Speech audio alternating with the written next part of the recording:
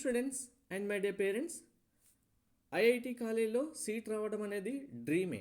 అలాంటిది స్టూడెంట్కి 80, only 80 below 100 rank వచ్చి వాళ్ళ కేటగిరీలో అయినా సరే ఐఐటి ఖరగ్పూర్లో సిఎస్సి సీటు రావాల్సిన సీటు స్టూడెంట్కి సీటు క్యాన్సిల్ అయిపోయింది. మళ్ళీ 2025లో ఎగ్జామ్ రాయాల్సి వచ్చింది. ఇది ఎప్పుడో జరిగిన మ్యాటర్ కాదు, 2024 జోసా కౌన్సిలింగ్లోనే జరిగిన మ్యాటర్. మీకు లైవ్గా నేను ఇప్పుడు డీటెయిల్స్ కూడా చూపిస్తాను, కంప్లీట్ కన్వర్జేషన్ కూడా.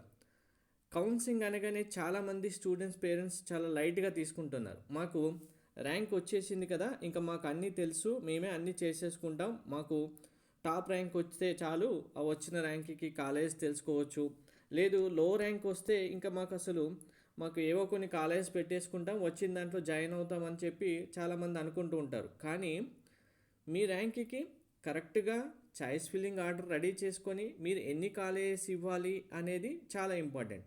అలా ఇచ్చిన తర్వాత సీట్ వచ్చినప్పుడు మీకు వచ్చిన సీట్ని భద్రంగా కాపాడుకోవడం కూడా అంతే ఇంపార్టెంట్.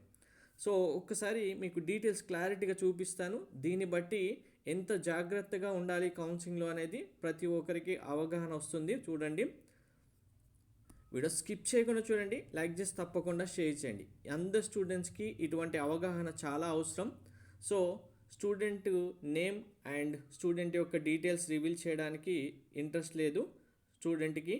సో ఇక్కడ అప్లికేషన్ నెంబర్ హైడ్ చేయడం జరిగింది. కానీ స్టూడెంట్కి వచ్చిన సీట్ ఒక్కసారి చూడండి.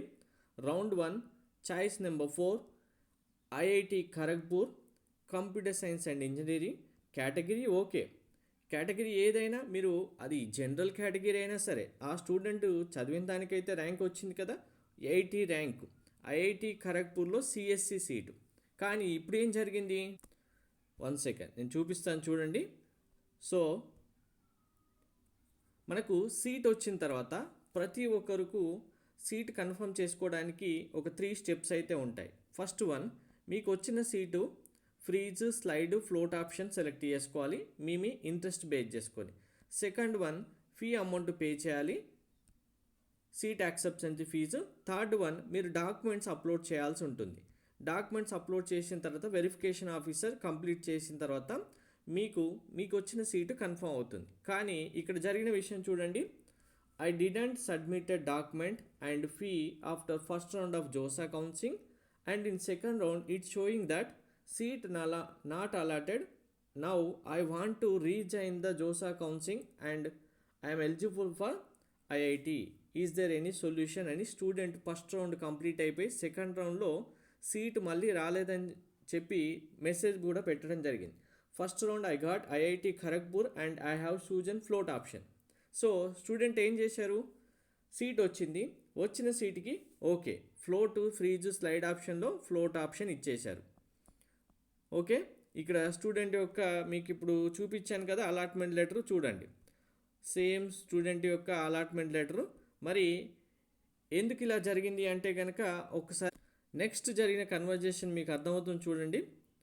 Why can't you submit the documents and pay fee అంటే, I was unaware of that date of submission is completed.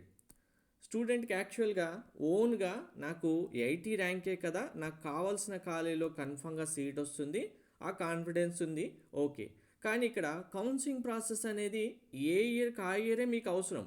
మిగిలిన ఇయర్స్లో అసలు ముందు ఇయర్ ఏం జరిగింది, తర్వాత ఇయర్ ఏం జరగబోతుంది అనేది మీకు తెలియదు, మీకు అవసరం కూడా లేరు, కాబట్టి దాని గురించి పట్టించుకోరు.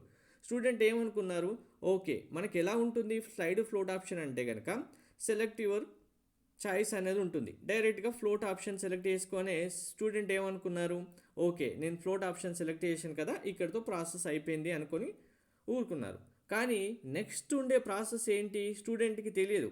మనం డాక్యుమెంట్స్ అప్లోడ్ చేయాలి, ఫీ పేమెంట్ చేయాలి, వెరిఫికేషన్ ఆఫీసరు వెరిఫికేషన్ కంప్లీట్ చేసిన తర్వాత your document verification completed successfully, your seat allotted successfully అనేది మెసేజ్ వస్తుంది. అది కూడా తెలియదు పాపం స్టూడెంట్కి. అక్కడ చెప్పేవాళ్ళు కానీ అంత ర్యాంక్ వచ్చిన స్టూడెంట్కి కనీసం కాలేజ్ వాళ్ళ సపోర్ట్ కానీ ఏమీ లేదు. ఏం చేశారు, ఓన్లీ డాక్యుమెంట్ సబ్మిట్ చేయలేదు, ఫీ పేమెంట్ చేయలేదు. సో అలా చేయకపోతే ఏమవుతుంది అంటే, ఫస్ట్ రౌండ్లో వచ్చిన సీటు క్యాన్సిల్ అయిపోతే స్టూడెంట్ ఆటోమేటిక్గా కౌన్సిలింగ్ నుంచి ఎగ్జిట్ అయిపోతారు. సో నెక్స్ట్ ఏమవుతుంది, మళ్ళీ అదే సీట్ కావాలంటే రాదు. సో కౌన్సిలింగ్లో ఇది ఒకటే అనే కాదు, చాలా ప్రాసెస్ ఉంటుంది. ప్రతి ఒక్క ప్రాసెస్ కూడా చాలా ఇంపార్టెంట్. మీకు మంచి ర్యాంక్ వచ్చినా, లోయెస్ట్ ర్యాంక్ వచ్చి సీట్ వచ్చిన స్టూడెంట్ కూడా మెంటర్షిప్లో జాయిన్ అయిన వాళ్ళు చాలామంది ఉన్నారు. చాలామందికి సీట్స్ కూడా వచ్చాయి. సో మీకు కూడా కంప్లీట్గా సరైన గైడెన్స్ సరైన టైంలో కావాలి అంటే కనుక మీరు మెంటర్షిప్లో జాయిన్ అవ్వచ్చు. జోసా అండ్ సీసాబ్ మెంటర్షిప్ కావాలంటే మీరు 2500 రూపీస్ పే చేయాలి. జోసా అండ్ సీసాబ్తో పాటు ప్రైవేట్ యూనివర్సిటీస్ సంబంధించిన మెంటర్షిప్ కావాలంటే కూడా ఇవ్వడం జరుగుతుంది. ఇందులో జోసా సీసాబ్తో పాటు బిట్షాట్, విఐటి, మణిపాల్, అమృత, కమిడికే, శాస్త్ర యూనివర్సిటీస్ వంటి యూనివర్సిటీస్ ఇంక్లూడ్ చేయడం జరుగుతుంది. ఇక్కడ యూపీఐ ఐడి మెన్షన్ చేయడం జరిగింది. నేమ్ సతీష్ డిస్ప్లే వస్తుంది చూడండి, మీకు తాడబారి సతీష్ అని వస్తుంది.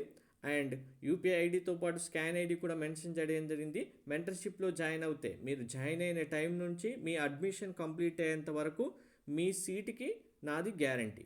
ప్రతి ఒక్క స్టూడెంట్ మన మెంటర్షిప్లో జాయిన్ అయిన వాళ్ళకి వచ్చిన ర్యాంక్కి టాప్ కాలేజీలో సీట్ వచ్చేలాగా చేసి వాళ్ళు అడ్మిషన్ కంప్లీట్ అయిపోయి కాలేజీలో జాయిన్ అయ్యేంత వరకు ప్రతి ఒక్కరి స్టూడెంట్ యొక్క బాధ్యత మేమే తీసుకుంటాం. Thank you.